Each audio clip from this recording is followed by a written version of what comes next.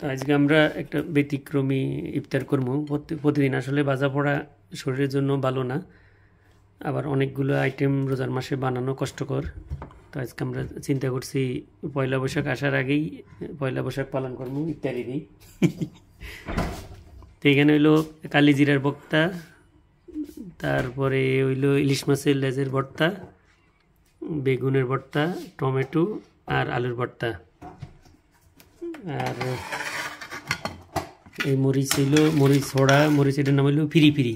এটা ছোটলে কি সমাজে জাল, ওই যে গ্রামের কথা আছে না, লিয়া হিঙ্গের তিয়া বেশি, অর্থাৎ ছোটো হিং মাছে কামড় দিলে এটার বিষ বেশি। তারপরে আরও আছে এখানে কি আছে, আচ্ছা ব্রুকলির ভর্তা, আচ্ছা ইন্টারে ভর্তা বানামো, আর গুড়া বাইলা মাছ।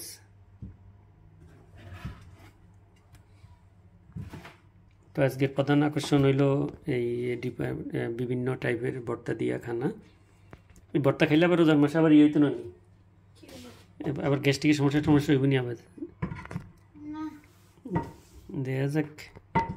মাছা বাজবো তো আর সংযমের মাস, আর সংযম থাকলো কোনাই আর। আচ্ছা এটা ব্যান্ডাইতে খান যাইব। আর হইল এটা আমার অনেক প্রিয়, বিশেষ করে নোয়াখালীতে বিশকা আমার মা এটা নাইল দিয়ে রাঁধে, নাইল বাড়ি এই ছোটো ছোটো পাইলাম আছে এখন রাঁধে, অনেক এনে নাইল আইন কোনাই। তো আমরা এমনি রাঁধছি। তো এই সপ্তাহে এখন খান যেত না, মিলে জিলে খামো আর কি, কিছু সেরির সময় আর কিছু এখন। তো এই প্রথম আজকে 27 রোজা, এর আগে প্রায় সব রোজাতেই ভাজা পোড়া খাইছি, এই আজকে প্রথম ভাত খামো ইফতারিতে।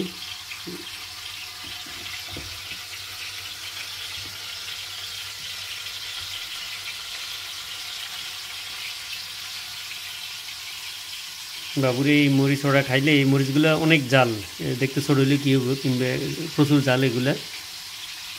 তার সময় বেশি নেই, সময় আছে আপনার মনে করেন আর 15-20 মিনিট আছে, 15-20 মিনিট পর আমাকে ইফতারি শুরু হইব। তো ভালো থাকেন, আল্লাহ হাফেজ।